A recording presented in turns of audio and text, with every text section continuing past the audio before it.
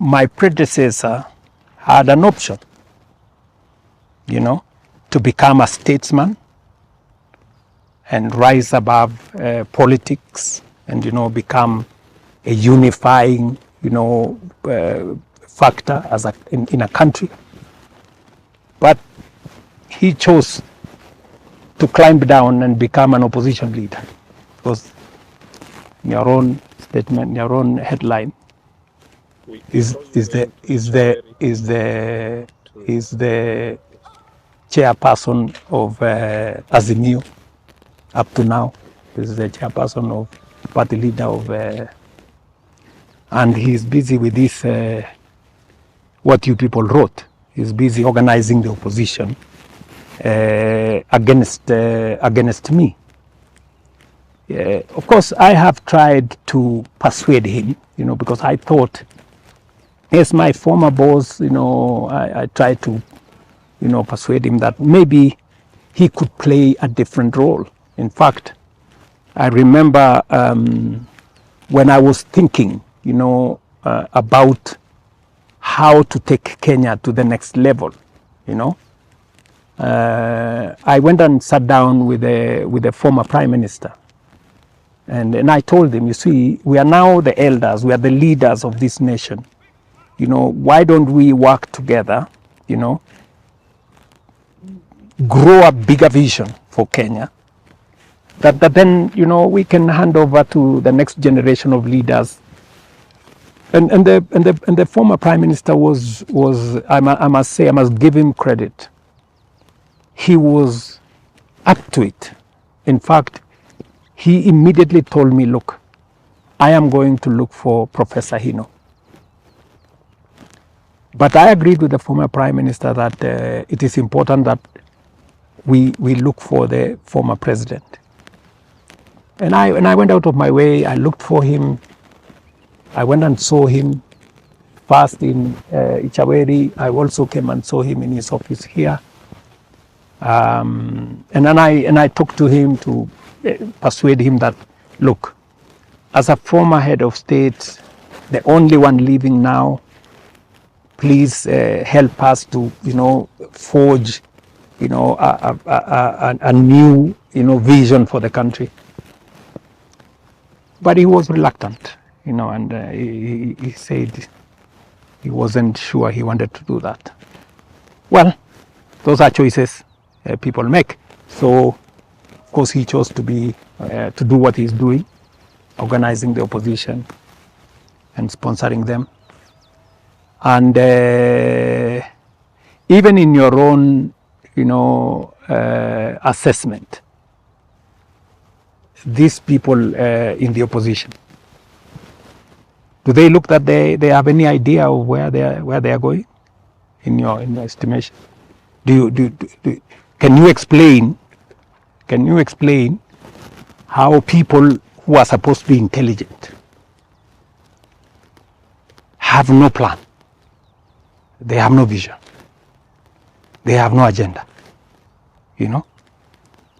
If you ask this one, he says, oh, I want to abolish Shah. Do you have an alternative? They cannot tell you.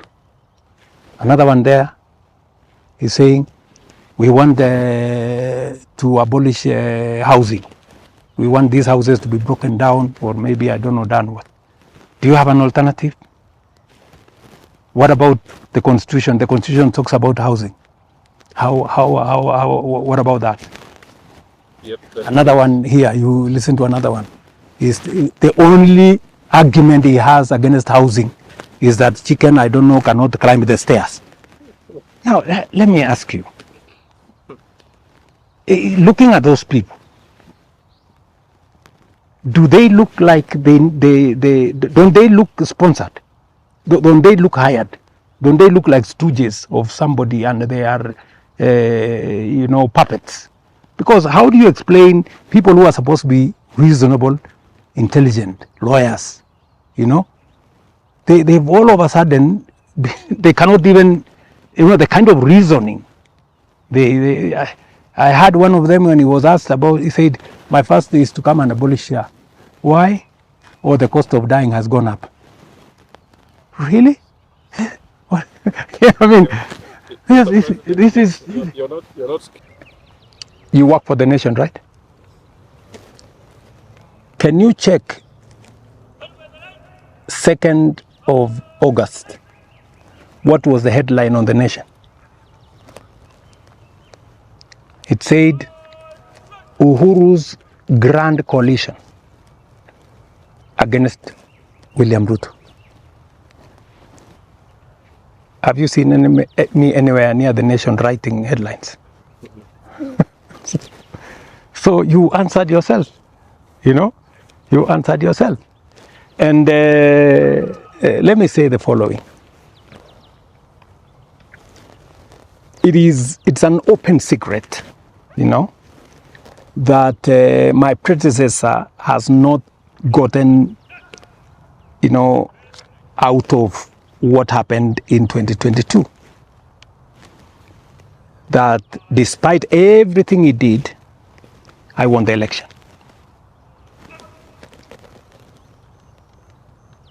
Secondly, he made a prediction himself in public before a whole PG of Azimio that William Ruto was going to fail within 3 months, because he knew very well that the country was in dire straits. He knew about the default, he knew about the state of the economy, and he prophesied that it was going to collapse within 3 months. And so I am sure he has a problem that, well, I managed. The country did not default. The tattered economy that he left today is in a different place. We brought inflation down. We've enhanced our foreign exchange reserves almost 3 times. We've managed interest rates. We've managed exchange rates. The country is stable. Kenya is now the 6th largest economy in Africa. And we have changed the perception of the country in terms of investor confidence. I am not scared at all. I mean, those people, I trust the judgment of the people of Kenya, that they can be able to see where a plan is and where an agenda is. It is not possible for you to engage in name calling, sloganeering, insults, and expect the people of Kenya to vote for you on account of that. It cannot be your agenda that I'm going to stop housing, I'm going to stop SHA, I'm going to stop the university funding, and you cannot tell the public an alternative. I mean, and some of them make the mistake to think that I was elected because there was hustler and there was bottom up. Hustler was not a slogan. It wasn't an insult. Hustler was a fund. Today, Hustler Fund has lent 90 billion Kenya shillings, 90 billion, to 27 million Kenyans. There are people, every morning, they wake up to borrow money from Hustler Fund to run their small businesses. Today, you can borrow up to 150,000 Kenya shillings on Hustler Fund. So Hustler Fund was not hubris. It was not a slogan. It was a plan. Bottom up was not, a chant. Bottom up was a plan. That is why today we have done what we have done, and we have said we are going to build everything from the bottom. That is the reason why today Mama Mboga and the boda person, one can go to Hustler Fund and get 5, 10, 20,000, 30,000, depending on their ability, and run their business. Today, the same mama mboga can have access to SHA, and they can be treated, them and their children. Today, the same mama mboga's children have a classroom and a teacher, and when their child goes to university, there is a funding to look after their children. Today, mama mboga has a market. And when I said we are going to build from the bottom, that was it. My competitors have to think beyond insults, slogans, and chants. They have to think beyond that. Excellency, speaking of that launch, and what do you say? That is your assessment. I mean, I encourage leaders to tell the country, okay, William Ruto has done this. I can do better. This is how I can make things better. And the people of Kenya will, they are very rational, you know. That's why they elected me.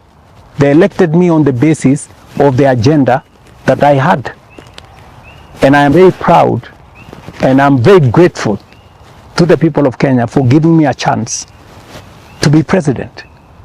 And today, without fear of any contradiction, I can give an account of the 4 years I've been in office on everything that I have done.